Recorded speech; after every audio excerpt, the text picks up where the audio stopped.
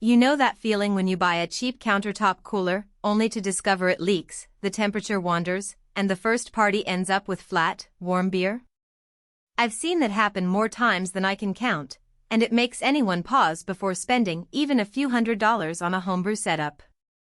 That hesitation is real, especially when you're trying to decide if a dedicated keg fridge is worth the investment or just another piece of equipment that will sit idle. Link is in the description if you want to check the product details on Amazon. The Kegco K309SS 1P is marketed as a premium single faucet system kit with a stainless steel door and a digital temperature controller. At first glance it sounds like the kind of all-in-one solution that could finally replace my old fridge plus tap hack. But before I got my hands on it, I dug into the typical pain points people hit when they try to set up a keg system at home: space constraints, the mess of line connections, temperature stability, and the dreaded keg never fits issue. Those are the things that turn an exciting backyard brew night into a logistical nightmare. Let's start with the space question.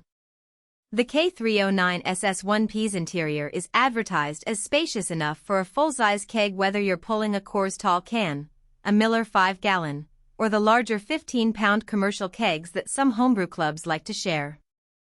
In practice, that means you can park a standard 5-gallon Cornelius keg on one of the two adjustable wire shelves and still have room on the other shelf for a small ice bucket or a few bottles of soda for the non-beer crowd.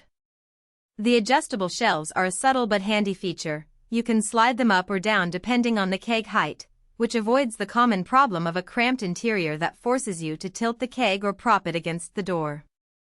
Temperature control is where many cheaper alternatives fall short. The digital controller on this unit lets you dial in a precise temperature, and the stainless steel door helps keep the cold in without the plastic warping you see on budget models.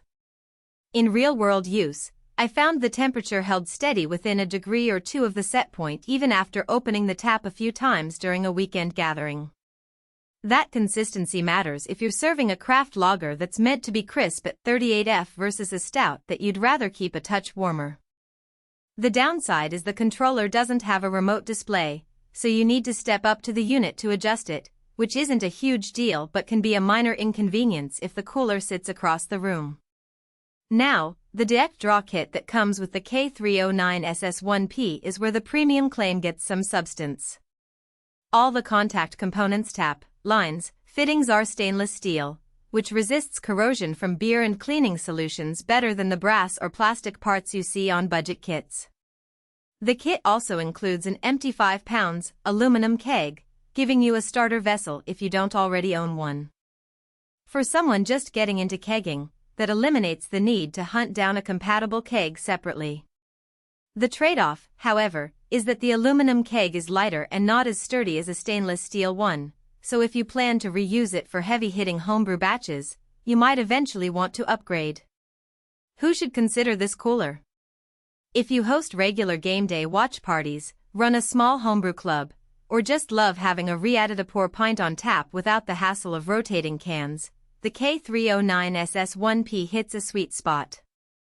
Its capacity for full-size kegs means you won't outgrow it after a few months, and the stainless steel line components reduce the maintenance headaches that plague cheaper systems. The casters on the bottom also make it easy to slide the unit to a different spot for a holiday barbecue or to clear space for a dance floor, something I didn't expect but ended up using more than once. On the other side, if you're an occasional beer drinker who only wants a keg for a one-off party, the upfront cost might feel steep compared to renting a keg from a local distributor. The unit also requires a dedicated power outlet and a few minutes of assembly, nothing complex, but it's not a plug-and-play device you can set up in a minute.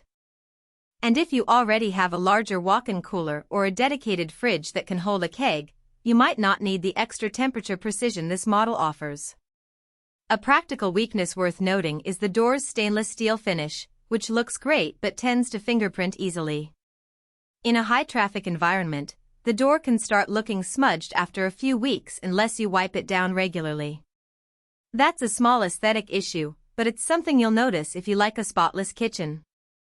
Another point is the digital controller's lack of a timer function. You can't program the unit to shut off at a certain hour, which some users find handy for energy savings. If that's a priority for you, you'd need to pair the cooler with a smart plug or